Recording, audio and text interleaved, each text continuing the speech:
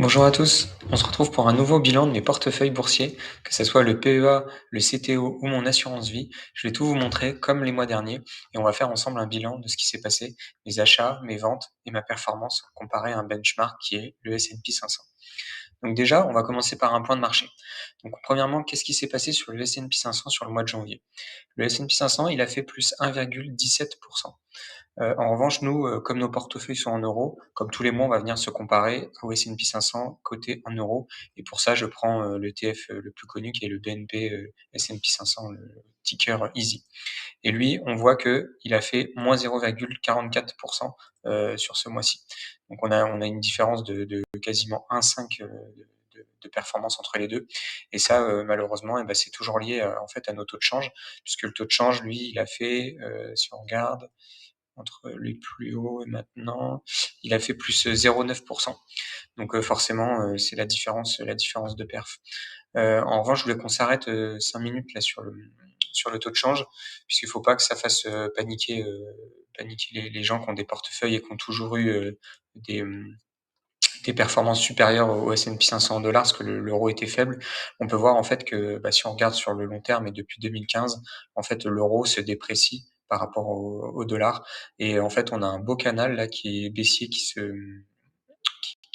est à l'écran et où là, il y a une bougie égale une semaine. En fait, on peut voir à chaque fois qu'on tape sur le haut et qu'on redescend et les plus bas sont de plus en plus bas et les plus hauts sont de plus en plus bas aussi. Donc là, on voit que dernièrement, on est venu taper sur les 1,20. En fait, on a tout de suite été rejeté pour revenir sur le 1,18. Donc à voir, est-ce qu'on va venir casser comme tout le monde pense pour arriver au 1,25 et l'objectif de Trump, ou est-ce qu'on va revenir sur des choses un peu plus rationnel par rapport à ce qu'on a connu. Ça, personne ne le sait, mais on verra. En tout cas, on va voir que ça impacte pas mal les performances. Donc c'est parti pour vous montrer mon portefeuille. Donc ma position en décembre 2025, donc j'étais à 115 000 euros.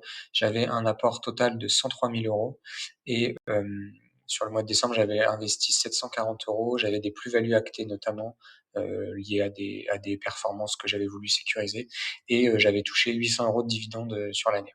Donc pour une plus-value à hauteur de 11,6% et donc 12 000 euros de plus-value.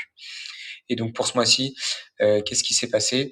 Eh bien, sur janvier, donc j'ai fait un apport de 1 675 euros au vu de certaines actions qui me paraissaient vraiment décotées.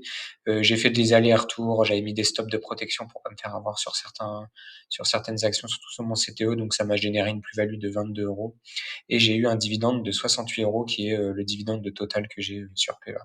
Et en tout, du coup, plus-value sur le mois, donc non significatif de 161 euros. Et donc, ça fait 0,2%. Et on peut voir que si on se compare au S&P 500 en euros qui, lui, a fait moins 0,6, voilà, j'ai surperformé de 0,8% sur ce mois janvier. Et là, vous avez la position depuis le 1er janvier 2025 et le début de mes investissements. Et donc, on voit bien qu'entre le mois dernier et ce mois-ci, la différence, c'est ce qui s'est passé sur le mois de janvier. Donc là, on a bien les 161 euros de différence entre décembre et fin janvier. Donc ensuite, on va passer au détail de mes portefeuilles. Juste avant la répartition, donc je suis toujours la répartition 73% PEA, 17% CTO, 10% assurance vie. Et après, à l'intérieur, donc j'ai 32% d'actions, 62% d'ETF et j'ai pas mal baissé ma poche de cash puisque j'ai non seulement fait des apports, mais en plus j'avais de l'espèce sur mon PEA que j'ai réduit, mais on va voir ça en détail. Donc c'est parti.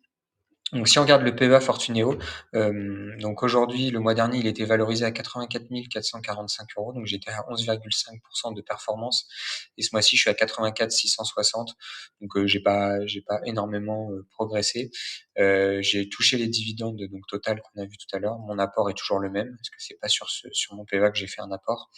On voit bien le taux de change qui s'est dégradé. Avant cela, ça fait un petit moment que j'avais pas montré mon compte Fortuneo. Je faisais pas mal avec mon Google Sheet, mais pour être vraiment transparent, je pense que tous les trimestres à peu près, je vais vraiment le montrer. Et en fait, donc on retrouve bien les 75 705 euros de montant versé sur mon PEA qui bouge pas, et ma valeur liquidative donc qui est bien à 84 563 euros. C'est bien ce qui est reporté dans le Google Sheet. Et après, on a le détail que j'ai à l'intérieur, qui va être exactement le même que j'ai dans mon détail de portefeuille, puisque je renseigne tout, que ce soit le PRU, la quantité et donc la valo. Donc tout est suivi. C'est juste que c'est plus simple pour moi de commenter sur Google Sheet. Donc sur le PEA, qu'est-ce qui s'est passé ce mois-ci? Donc déjà, j'ai rentré 2 actions, Vusion Group, je suis rentré peut-être un peu tôt, j'aurais pu attendre le bas de canal qu'on a vu déjà dans une autre. Donc là, je suis à moins 13. J'ai pas une énorme position, donc je vais recharger, je vois que si elle se stabilise et qu'elle repart un peu, je vais recharger, je vais peut-être racheter, allez, on va dire, 3 ou 4 actions. Mais, si je vois qu'elle stagne sur le bas de canal, ça veut dire qu'il y aura des acheteurs. En revanche, si elle casse le canal, dans lequel elle est, qui est, un canal haussier sur le long terme, là, je sortirai de la position, peu importe la perte, parce que je j'ai pas envie de me faire, arracher, en moins-value. Ensuite, Essilor-Luxottica, donc, j'ai profité pareil, elle est arrivée en bas de son canal, donc j'ai commencé à prendre des positions petit à petit, donc je les ai achetées une par une. Aujourd'hui, je suis à 0, position à vendredi. Il y a eu une belle bougie vendredi, donc sûrement que ça va repartir car il y a eu un excès, vendeur. Donc là, par contre, je compte vraiment bien renforcer, et doubler, voire un peu plus, ma position, sur février. Ensuite, concernant les autres actions, Euronext, c'est un peu dégradé. J'étais autour de 0, donc là, je suis à moins 6%. Mais voilà, j'ai aucun problème, investissement de long terme. FDJ qui continue un peu sa descente. Voilà, après FDJ, moi, je vais attendre les résultats. Je vais surtout attendre le dividende car je sais qu'il y a beaucoup, comme les années passées, beaucoup d'acheteurs viennent un peu avant le versement du dividende car il est autour de 10% aujourd'hui, donc il va être attrayant. Et comme j'avais dit sur ma vidéo sur FDJ, la Coupe du Monde, donc pas avant septembre prochain, je prendrai une décision sur FDJ. Jusque-là, j'y toucherai pas. Voilà. Ipsos s'est bien repris, j'étais autour de moins 13%, là je suis à moins 8. Donc pareil, je touche pas, je vais l'accompagner. Une fois que je serai revenu à 0, de toute façon, je mettrai un stop de protection. Et puis s'il saute, c'est pas une action que j'ai vraiment envie de conserver. C'était une première action que j'avais dû acheter. Voilà. Ensuite, Total Energy, donc là, le pétrole qui a flambé. Donc là, j'ai vraiment une belle plus-value, donc 23,1%. C'est ce qui tient mon portefeuille vers le haut sur janvier, clairement. Et Novo Nordisk également qui s'est bien reprise, donc j'étais autour de moins 20%, je crois. Là, je suis à moins 6. J'ai été à 0 pendant un moment, mais moi, le narratif, il change pas. En Novo, j'y crois, donc j'ai pas de raison de. Je veux pas renforcer parce que ma position, je suis à 2,7% de mon portefeuille, donc j'ai pas forcément envie de renforcer maintenant. Mais c'est sûr que j'y toucherai pas et je vais accompagner la hausse. Ensuite, sur mes ETF, rien de spécial. J'ai fait mon DCA comme tous les mois. C'est aussi pour ça que mes espèces ont pas mal fondu, parce que j'étais à 10 000 € le mois dernier. Donc entre Vusion Group, Essilor et mon DCA sur ETF, forcément ça a pas mal diminué. Donc voilà pour le PEA, 11,8% depuis le début, et j'ai gagné à peu près 200 €, un peu moins de 200 € en plus-value sur ce mois-ci, porté surtout par Total. Ensuite, compte titres sur Trade Republic. Donc, le mois dernier, j'étais à 5 082, là, je suis à 5 333. La plus-value en pourcentage est assez flat, j'ai gagné, allez, on va dire 80 €. Qu'est-ce qui s'est passé? Eh bien, ça a été surtout porté par les métaux, donc l'or et le cuivre, même si là, ils ont pris une sacrée punch, vendredi. Alors il faut savoir que moi, Trade Republic, vu que c'est coté en euros, c'est pas forcément les mêmes variations qu'on peut avoir sur du vrai ETF silver, cuivre ou or, qu'on a pu voir vendredi. Donc je suis toujours à 33% de perf, 11%. J'ai mon DCA, je m'y tiens. Le cuivre, si ça rebaisse un peu, par contre, je rechargerai un peu plus. L'or, pour l'instant, j'ai un tout petit DCA parce que c'est beaucoup trop haut pour moi, donc je préfère allouer mon capital ailleurs. Alphabet qui reste sur des beaux standards, qui stagne, 92% de perf. Et S&P, je suis toujours à peu près flat. Pareil, j'ai une position que je touche pas. Ensuite, les plus gros changements, ça va être sur mon compte titre IBKR. Donc, je vais vous montrer IBKR. Donc, 14 932 €. Pareil, je vous fais une capture d'écran parce que ça fait un petit moment que j'ai pas montré mon vrai compte à la place de mon Google Sheet. Donc là, 14 926. Donc là, j'ai fait un apport de 1 500 € ce mois-ci. On voit que j'étais à 13 500 et là, je suis à 15 000. Les 22 € de plus-value actée ont été ici entre 50 et 72. Voilà, j'avais mis des stops serrés, je me suis fait sortir. Et donc 2 actions que j'ai rentrées, Constellation Software et IMCR.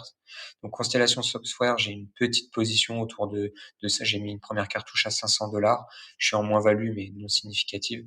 Donc là, c'est sûr que sur février, je vais recharger. IMCR, je suis rentré aussi pour une petite position à 1 000 $, mais pareil, je vais recharger en février, car c'est une action vraiment qui fluctue énormément. Donc j'ai pas de souci avec la volatilité sur ce titre-là.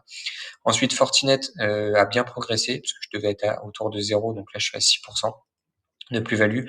Visa a eu quelques déboires malgré des beaux résultats. Il y a eu quelques annonces sur des taux plafonnés d'intérêt sur des cartes et cetera, mais business solide, j'ai pas de souci. Kinsales qui s'est bien reprise aussi, je devais être à -5 ou -6.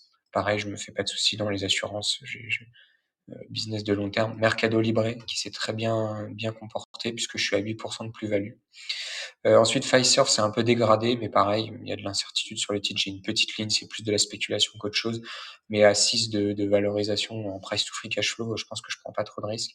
Et Adobe, où j'ai fait des allers-retours dans le mois, je me suis fait sortir, je suis re-rentré.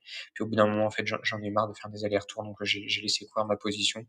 Peut-être que je vais la renforcer encore sur février. Après 314 $, c'est pas un PRU qui me dérange.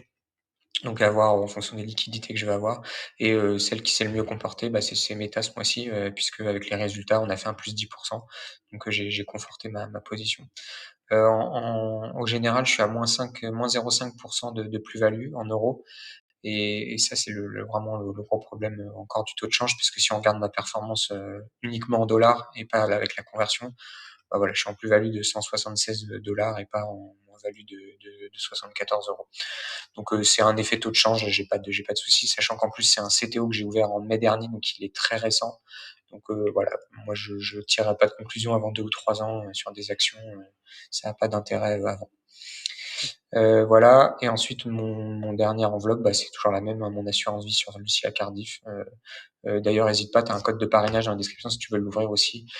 Pas de frais de versement, pas de frais de retrait, pas de frais de gestion, de garde. Donc et très peu de frais sur la gestion des ETF.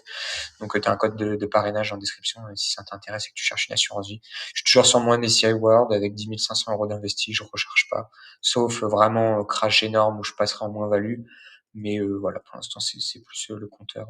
Je fais tourner les 8 ans et puis c'est plus une poche de réserve.